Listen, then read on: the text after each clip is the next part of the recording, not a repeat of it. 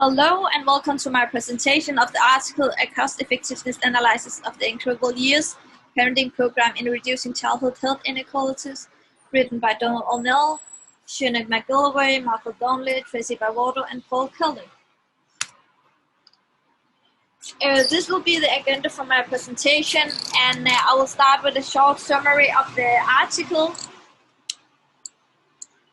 Statistics shows that early onset of behavioral problems has lasting negative effects on a broad range of lifetime outcomes, placing large costs on individuals, families, and society. Conduct problems are the most common of childhood mental health difficulties, and evidence suggests that this problem is becoming more and more widespread. Researchers and policymakers have argued that early interventions aimed at supporting the family is the most effective way of tackling child behavior problems.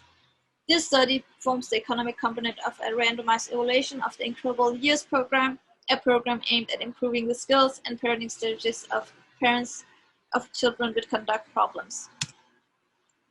This article presents a case study in Ireland that indicates that 7 to 8% of 9 years old in Ireland experience abnormal emotional and conduct problems. Such problems involve a range of oppositional or antisocial behaviors such as disobedience, lying, fighting, and stealing, and in some cases the severity and persistence of the problem is sufficient to warrant a psychiatric diagnosis of conduct disorder. Among the negative effects associated with conduct problems are poor educational attainment, increased criminal activity, reduced labor market success, and poor adult mental health. Research on the causes of conduct problems has identified a number of risk factors. These include socioeconomic factors such as family poverty and deprived neighborhoods, parental characteristics such as low education and mental illness, and family relationships such as abuse and inconsistent or neglectful parenting. Interventions focused on changing parenting style can offer an effective and economical efficient way of identifying and managing the risks associated with childhood conduct problems. The aim of this study is to examine the cost effectiveness of the Incredible Years Parenting Program in reducing childhood conduct problems in Ireland.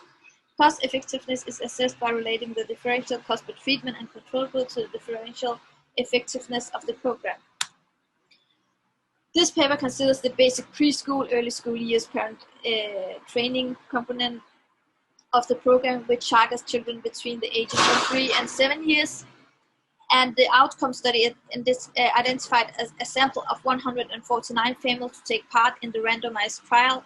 The trial was carried out in typical community-based services in Ireland, located in 4 urban areas, all of which were designed as a socio-economical disadvantage.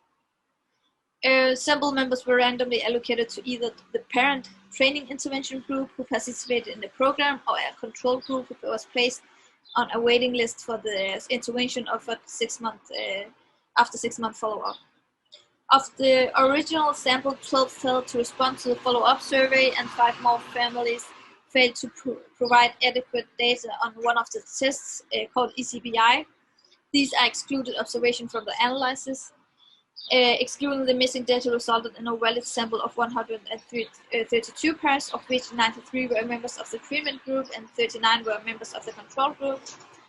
And of the 93 treatment group members, 7 were assigned to treatment but did not complete the program, and these families are not included in the analysis.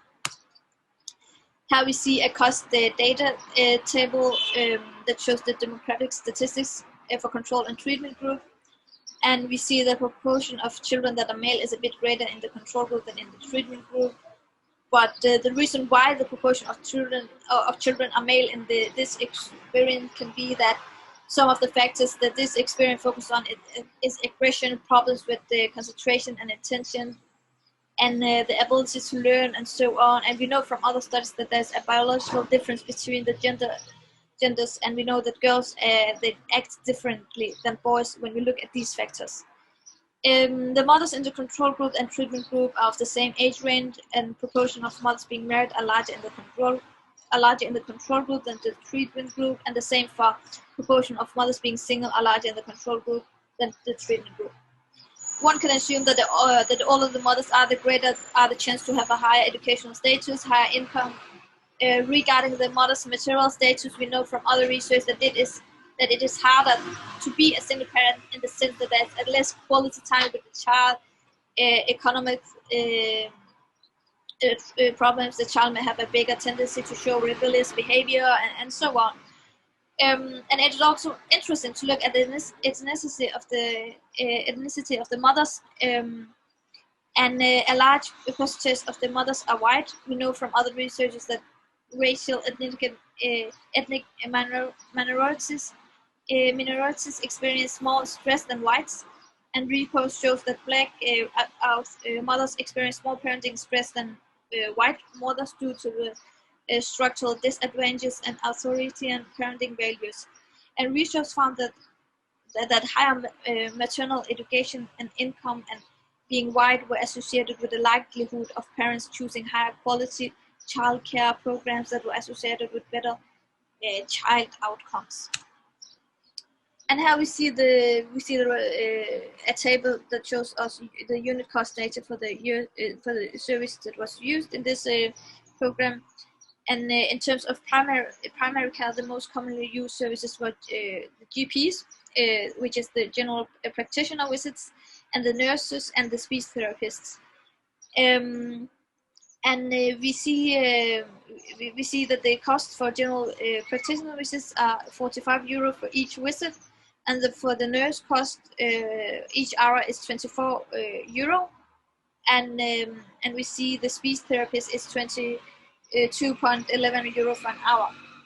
And the remaining primary care services, such as social workers, pediatricians, and physiotherapists, tended to be used by less than 10% of either group. What we see here is the proportion using medical services at baseline and follow-up survey. We see the control baseline and the control follow-up, and the treatment baseline and the treatment follow-up. We see there's a follow-up. They have followed up because they wanted to see, they wanted to see if the experiment had an effect or not after 6 months, and we see that the most commonly used services were GPs, nurses, and speech therapists. And in terms of special resources during schooling, only one-to-one help, which is likely to mean assessing SNAs, was a commonly reported service. The statistical analysis of the baseline data showed no significant differences in service use between control and treatment groups at the start of the analysis. But looking at the change in service use over time, we can see that while there's evidence of a decline in service use by the control group, the reduction is more pronounced for the treatment group. In particular, there's a substantial decline in the use of many primary care services, as well as less contact with social workers for those who receive the treatment.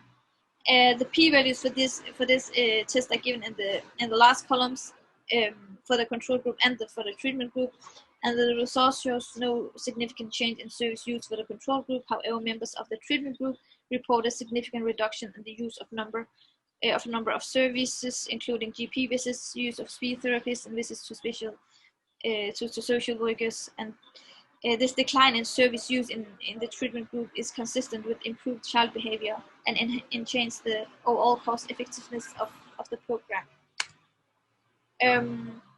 In this table, we see it provides a summary of current cost. We see the total cost of the program, average cost per group, and an average cost per client. For simplicity, we summarize these costs in 3 categories. We have the direct wage cost, which covers the cost of facilitators' time, and we have the travel costs and other costs and expenses. Direct wage costs constitute the largest component of total cost. It accounts for almost 19%. Additional expenses accounted for the majority of the remaining cost, with 12 expenses amounting to a minor component of the overall cost. Since the average size observed in this study was 11 parents per group, these data imply an average recurrent cost per parent of €1,463. So we can conclude that the first objectives of this study was to examine the cost effectiveness of the Accrual Years parenting program as a means of tackling conduct problems in young children, and the analysis led to a cost effectiveness in reducing conduct problems. When interpreting these results, it's important to bear in mind the short-run nature of the analysis presented here. In this study, we only followed participants for 6 months after the treatment, while we know of no long randomized evaluation of the Incredible Years program. The evidence available does suggest that the initial gains reported for the Incredible Years program may have a significant longer run component. A report on a 4-year follow-up evaluation of a structured parenting program